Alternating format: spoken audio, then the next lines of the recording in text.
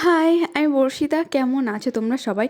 তো আমি এখন রয়েছি দিদির বাড়িতে। সকালে উঠেই খাওয়া-দাওয়া সেরে আমরা রেডি হয়ে গেছি। কারণ আজকে আমরা যাব পিকনিক করতে। আর পিকনিক করতে আমরা যাব হচ্ছে কাছারিপাড়ায়। এদিকে টোটো চলে এসেছে। টোটোর মাথায় সমস্ত জিনিসপত্র দিয়ে আমরাও চলে এসেছি কাছারিপাড়ায়।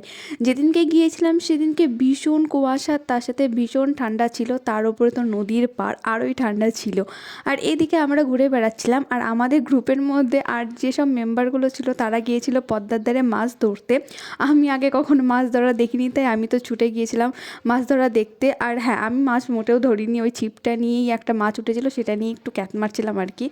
যাই হোক, এদিকে যেখানে আমাদের রান্না বান্না হচ্ছে সেখানে চলে এসেছিলাম। এদিকে আমাদের রান্না বসে গেছে। আর এরা সব কী যে মাছ ধরেছিল নাম জানি না, চিনিও না। এদিকে আমাদের খিচুড়ি হয়ে গেছে, তার সাথে তরকারি হয়ে গেছে, খাওয়া দাওয়াও শেষ।